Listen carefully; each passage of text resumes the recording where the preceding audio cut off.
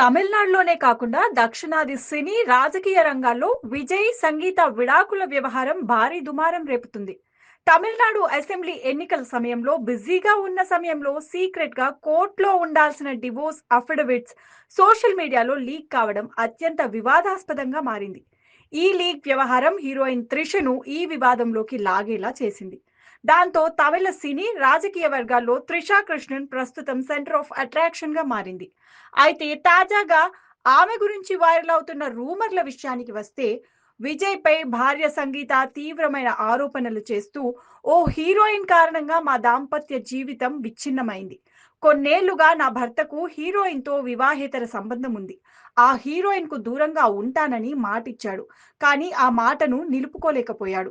దాంతో నేను మానసిక క్షోభకు గురయ్యాను. ఆయనతో వైవాహిక జీవితాన్ని కొనసాగించలేను. కాబట్టి మాకు విడాకులు ఇప్పించండి" అంటూ సంగీత తన డివోర్స్ అఫిడవిట్‌లో పేర్కొన్నారు. అయితే డివోర్స్ పిటిషన్ వ్యవహారం గురించి లీక్ అయిన తర్వాత విజయ్, త్రిషల వివాహేతర బంధం గురించి మీడియాలో భారీగా చర్చ జరిగింది.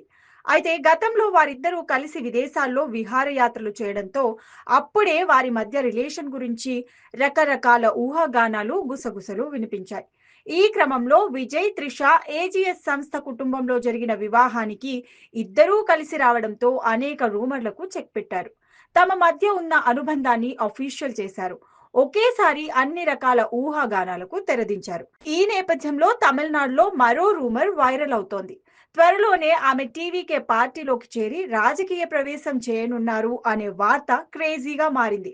అయితే త్వరలో జరగనున్న తమిళనాడు అసెంబ్లీ ఎన్నికల్లో త్రిషా కృష్ణన్ పోటీ చేయనున్నారు. చెన్నైలోని ఓ కీలక నియోజకవర్గం నుంచి ఆమె పోటీ చేసి ప్రత్యక్ష రాజకీయాల్లోకి వస్తారు అనే వార్త ట్రెండ్ అవుతోంది. అయితే ఈ విషయంపై టీవీకే పార్టీ నుంచి ఇప్పటి వరకు అధికారిక ప్రకటన లేకపోవడంతో ఇది రూమర్ గానే మిగిలిపోతుందా లేక వాస్తవం అవుతుందా అనేది చర్చ జరుగుతోంది.